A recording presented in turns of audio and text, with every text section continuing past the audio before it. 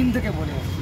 এবং এই অবৈধ ক্যাম্পাসগুলো, অবৈধ ইউনিয়ন রুমগুলো হচ্ছে মদ, গাঁজা, ধর্ষণ, তৃণমূলের নেতাদের তোলাবাজি করবার জায়গা।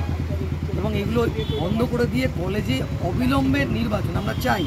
যে কলেজ ক্যাম্পাস, বিশ্ববিদ্যালয় ক্যাম্পাসের মধ্যে যে গণতান্ত্রিক পরিবেশ, সেই গণতান্ত্রিক পরিবেশ বজায় রাখুন। প্রতি বছর নিয়ম মেনে নির্বাচন হোক।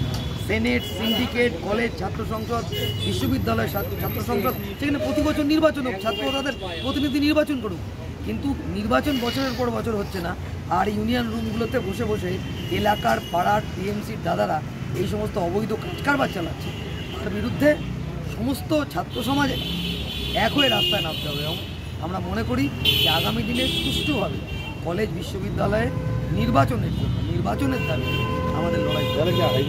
হাইকোর্টে মামলা হয়েছে, হাইকোর্ট এগুলো বন্ধ করার নির্দেশ দিয়েছেন। তা কোর্টের রায়ের উপরে তো আমার কিছু বলার থাকে না, কিন্তু এটা বলতেই পারি যে এইগুলো বন্ধ হওয়া উচিত ছিল।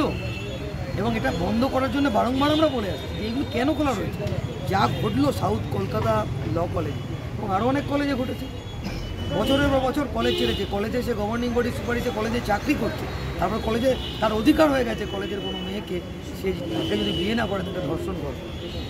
এবং লক্ষ লক্ষ টাকার আমদানি করছে কলেজ ক্যাম্পাসগুলোতে। ফলে এই ইউনিয়নগুলো বৈধ নির্বাচন হোক, তারপর ক্যাম্পাসে ইউনিয়নগুলো খুলুক। দেখুন, আমাদের মুখ্যমন্ত্রী তো হাইকোর্ট, সুপ্রিম কোর্ট কারোর আইন মানছেন। তার দুষ্টু দামাল ছেলে ভাইরা কী করবে বুঝতে পারছি। তবে আমাদের সকলে মিলেই এই অবৈধ ইউনিয়ন রুমগুলো ক্যাম্পাসে তার বিরুদ্ধে বলা উচিত। এবং এগুলো যাতে বন্ধ হয়ে সুস্থ পরিবেশে নির্বাচন হয়ে আবার করুক। কিন্তু নির্বাচন হয়ে গণতান্ত্রিক পদ্ধতিকে মর্যাদা দিয়ে আবার করুক, কোনো সমস্যা নেই।